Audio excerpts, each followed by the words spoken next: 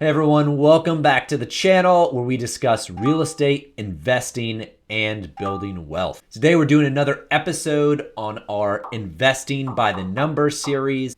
We look at a real life example of one of our rental properties that we recently purchased, and we go over why we purchased it, how we purchased it, how we found it, how we renovated it, and then we look at the final results of what all those numbers look like in the end. We also do before and after walkthroughs of when we initially purchased the property to in the middle of the rehab. And the whole purpose of this video series is to give you guys the experience of doing a full-blown rehab and knowing what to expect and what the numbers come out down the road. So you get the reps of doing your own investment property without the risk of spending any money, spending any time and effort. So I love this series. The property that we're going to look at today is 1602 North Caroline Street in Baltimore. And how we found this property is we found it through a wholesaler. We were on a wholesaler's list. We saw him send out a blast email, and I looked at the area. I liked that area of Baltimore. I didn't have a property yet, but I had a property that we were renovating a couple blocks away. And so I was semi-familiar with the area. And this first video is going through our walk through the property, what it looked like. This property had a ridiculous amount of stuff everywhere. And the learning lesson for this one is when there's just tons of junk everywhere, a hoarder home, if you will, you just have to be conservative on your rehab estimates. Picture that, hey, you'll probably have to redo everything because they probably are covering stuff up with putting a bunch of junk boxes against the wall, and there's no way to actually look at everything. So just be super conservative on your estimates. So as you can see, just stuff everywhere. And what I actually liked about this property is it was a 3-level townhouse, so really tall, really big, 2,800 square feet. It was laid out really nicely. So the washer and dryer was on the mid-level right across from the master bedroom, which most tenants really like. I really like myself. I don't even have that in my own house. It had 4 bedrooms, 2.5 bathrooms. And when I first walked down in the basement, I go, wow, this thing is huge. It is an expansive basement. And on one side, it had 2 windows. And I easily thought right away, hey, I can put a 5th bedroom down here. It's going to command a ton of rent. And so I like going for these bigger properties. In Baltimore, most of the properties are 2 and 3 bedrooms. So when you have a 4 bedroom or a 5 bedroom, there's just not a huge supply of these things. So you get a premium on your property. Higher rent, higher sales price, and just higher demand for people that want bigger living spaces. My initial thought on the rehab was that it was going to cost about $45,000 for our rehab budget, and that was with all that junk and not really be able to see everything, and that we were going to get about $2,200 in rent if we're able to frame out that basement room, which we were, and you'll be able to see it in the video, and create that 5th bedroom. And so the analyzer here shows that we were able to get a $1,537 a month cash on cash return if we were to purchase the property in all cash at that price with the renovation, or a 10.85% ROI. And with a 30-year fixed rate at 8.25%, we'd get about a $568 a month cash flow, or a 16% return. Both those numbers are amazing. That cash flow is great. I love when I get over $500 cash flow because it means that anything that could go wrong in the house, we can usually be net negative that month. Whether a washer or dryer goes out or a refrigerator goes out, it just means we don't make any money that month. The funny thing, and I'll share this story because it is hilarious, my mom has really ingrained in me that she hates when I throw away usable stuff. So tenants have stuff, they have just years and years of their life that's built up, and maybe they'll have a basketball hoop or children's toys. And so she just despises the fact that I have to go over there and then I just tell my contractors, hey, trash all this stuff.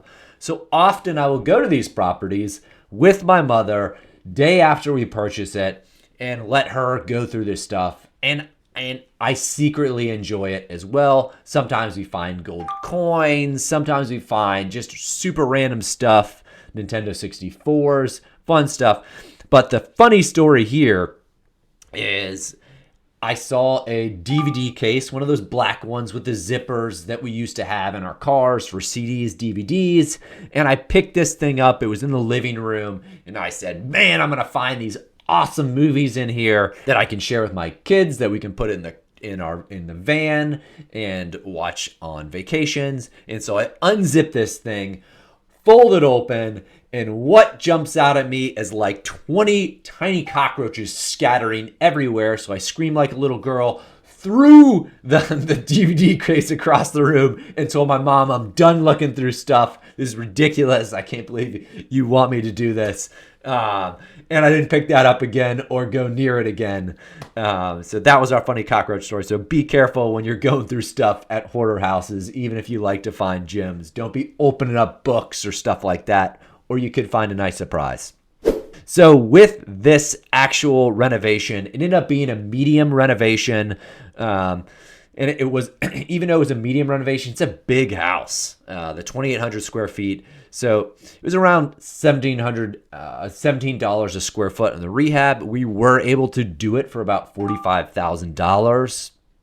And the things that we did is we did the tile surround in the bathrooms, replaced vanities in the bathrooms, redid the flooring with luxury vinyl plank.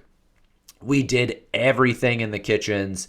I thought I was going to be able to save the kitchen cabinets, but after the cockroach stuff, realizing, hey, this stuff is pretty disgusting, let's just get rid of it, bomb the house, and then we'll come back. So we'll have a clean slate. Ended up installing white shaker kitchen cabinets, granite countertops, new stainless steel appliances, new windows, new flooring throughout, new central air conditioner. And the things that we were actually able to keep in this property, we were able to keep the roof.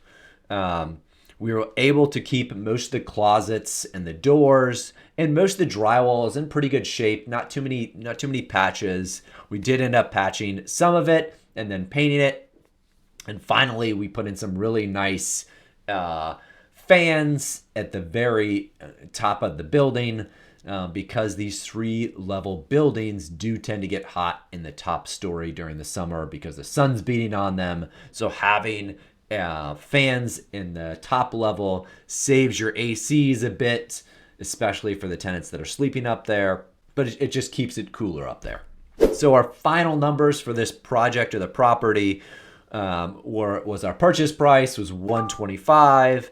Our rehab was right around $45,000. So our all-in price here was $170,000. So we ended up renting out this property. We found a great tenant. We rented it out for $2,250 a month, which is higher than our estimated $2,200, because we added that 5th bedroom, and this was a Section 8 or a housing tenant, so guaranteed rent, which is awesome. And on top of this, instead of just leaving our cash in the property, we did the BRRRR method on this property. If you don't know the BRRRR method, check this video out over here. I explain it in detail. But what we ended up doing is cash out refi on the property. So we were able to get an infinite return on this. We got a 30-year fixed at 7%. We got a 60 loan to value, meaning we didn't pull out all of our equity. We only pulled out 60% of the equity. We ended up getting a cashback refinance for $189,000, meaning we got $14,000 back. So we put in $170,000, got the bank to give us a refinance at $189,000. We ended up getting back roughly about $14,000, more than that $175,000. So we don't have any money in the property, $0 in the property. That's why it's an infinite return. You can't calculate making a return on nothing because it ends up being infinite. and just going over the numbers. And again, guys, if you want this cash flow analyzer, just go to the link in the video description and download it for free. Our mortgage payment is about $1,500. We analyze with an 8% property management fee of $180 a month with a 14% vacancy rate, which is $315 a month. Our expenses on the property come out to about $2,000 a month. So with rent being at $2,250 and all of our expenses coming out to be $2,000, our monthly cash flow on the property is $250. Now, in addition to that, we have principal pay down that we don't actually see in cash flow, but we pay down our mortgage each month. So our principal pay down is $125 a month. So in essence, we're making about $375 a month on the property. And then in addition to that, I always put in our analyzer an 8% management fee just so I see how it looks to everybody. But we self-manage all our own properties, so we actually don't have to pay that $180.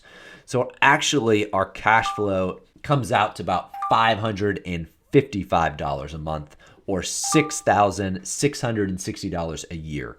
So still getting that over $500 a month that I really like when I'm purchasing a rental property. Then even on top of that, the property 2 doors down, 1606 North Caroline Street, and I'll throw up the listing, sold their property. They did a super high-end renovation a couple months after we purchased our property. They fixed it up, sold it for a $352,000. So an amazing price, an amazing comparable for us.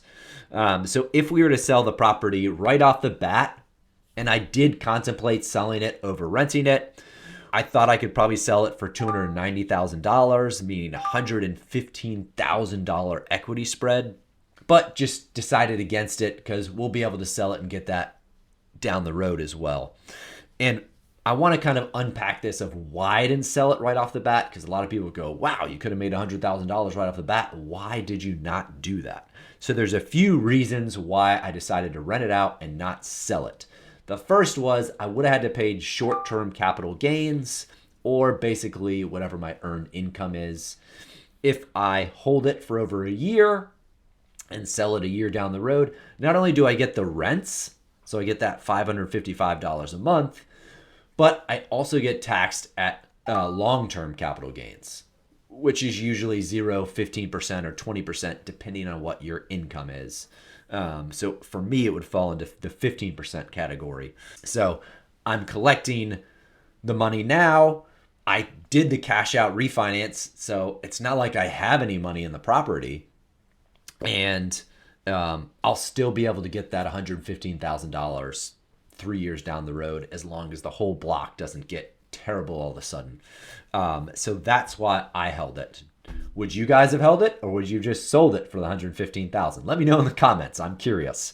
But all in all, I think this property is an amazing example of the BRRRR strategy in action. It allows you to purchase a property, rehab it, get equity in the property, and get cash flow. So you get both equity, cash flow. And I do think this area is decent, and I love those returns. Now we're going to do the professional walkthrough at the end of the video. So if you guys don't want to see just our hodgepodge of pictures and our own video walkthrough, you can watch the video walkthrough here that shows you the professional video walkthrough of the property. Hope you guys enjoy that. Again, give us a thumbs up, subscribe to the video, and let's help you become a better investor. I'll see you next time.